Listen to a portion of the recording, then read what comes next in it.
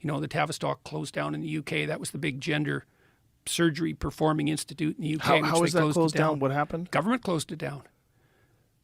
So yeah, because they knew that they figured out in the UK that, wow, the rates of transgender transformation requests were skyrocketing.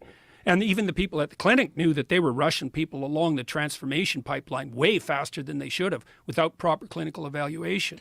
There's 1,000 lawsuits out against the Tavistock in the UK now. Wow. 1,000. Yeah, out of, I think, 30,000 transition processes. So what is the difference between the way the UK is processing this versus the way we are? Well, we're still where the UK was 3 or 4 years ago. We haven't woken up to the fact that, you know, all hell's going to break loose on this front with people like Chloe Cole, you know, launching lawsuits. That's the only thing that's ever going to stop this. Lawsuits, absolutely. Yeah. Or jail sentences. So, like, it's absolutely appalling. This is part of the reason that I felt like I've been at war for like 6 months. It's so crazy that this, what you're saying here, although it's backed by the literature, it's obvious you have an expertise in this area. This is labeled as transphobic. Yeah, this is a transphobic Well, it's even worse than that, you know, because the data, and this was known, let's say 10 years ago before this all became an issue. Ken Zucker in Toronto, he was the world's leading authority on transgenderism. You know, he divided it into 2 parts. There's the autogynephilic types. Those are the guys who get sexual kicks from dressing up in women's clothing and then go do drag queen story hour. Say, well, we're just, you know, pristine and pure. It's like, no, you're not. You're getting a sexual kick from dressing up in women's clothing. And let's not bloody well forget it. And you can't even say that now, but every clinician worth his salt knew that for decades. And then there's another subpopulation, and those are usually gender non-conforming kids. And, you know, like a conservative skeptic might say there's no such thing. It's like, no, there is. So your typical gender non-conforming kid would be, this would be the perfect target for this, would be feminine boy or a masculine girl who's high in trait openness, so has kind of a mutable identity, who's also high in neuroticism. And there's lots of kids like that. And so they don't fit in that well with their peer group. You know, they're tomboy girls or feminine boys. And then if you track a lot of them, some of them develop body dysmorphia. They're not very happy with themselves at puberty because they don't fit in. But Zucker showed very clearly, he ran the transgender treatment clinic at CAMH in Toronto for decades, and he was one of the world's leading authorities in terms of publication. I think he was the editor of the lead journal for years. They just took him out in Canada, fired him and disgraced him, and he battled on the lawsuit front for like 10 years and was eventually vindicated, but he didn't have a political bone in his body. He was a clinician through and through, you know. He wasn't playing political games, documenting autogynephilia. That was just clinical reality.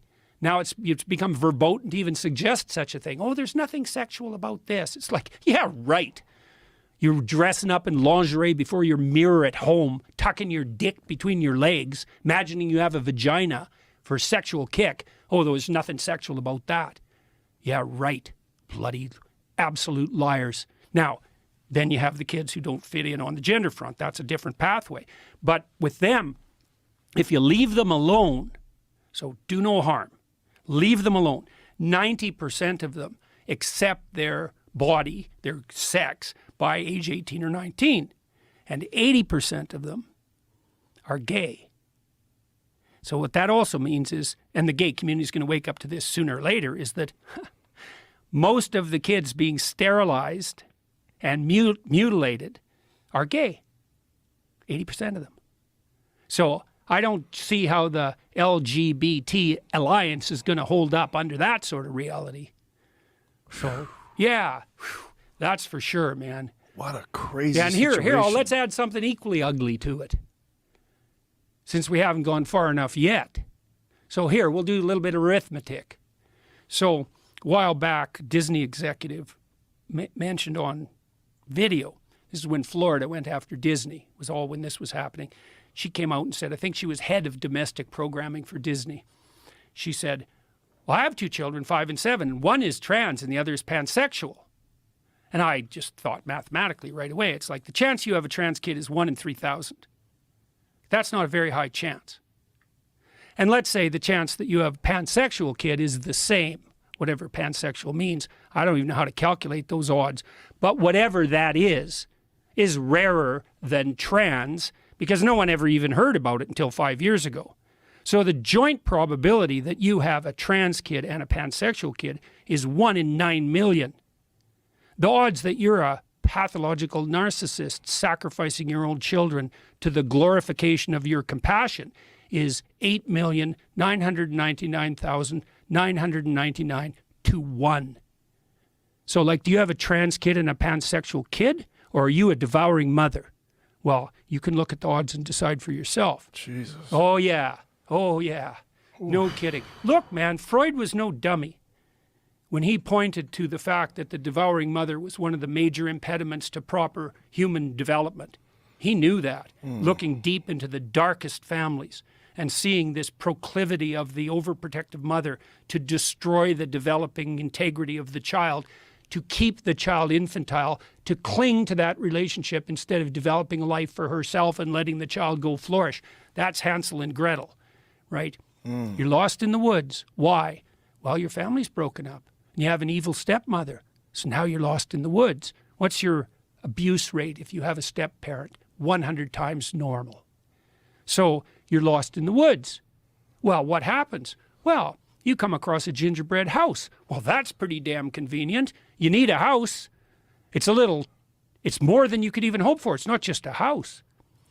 It's a house made out of candy. Well, what's inside a house made out of candy? A witch who wants to fatten you up and eat you. And that's the devouring mother, and that's an old fairy tale. Yeah, no kidding. Yeah, and so, we could dwell on that for a minute too. One of the things we won't honestly discuss in our society, one of many, is the fundamental nature of female political psychopathology. And there's male political psychopathology, obviously. That's what the feminists complain about all the time when they talk about the oppressive patriarchy, toxic masculinity. There's no shortage of toxic masculinity. So is there any toxic femininity? Well, not if the feminine is just the, oppressed virgin goddess whose nature.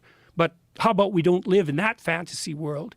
And we know, yeah, there's female political pathology, the tendency to infantilize everyone, and the tendency to assume that everyone who doesn't go along with the infantilization is properly characterized as a predator. And so, you wonder, why are the universities turning into extended daycares? Well, a lot of the reason for that is that women who don't have anything better to do are turning the university students into the infants they never had.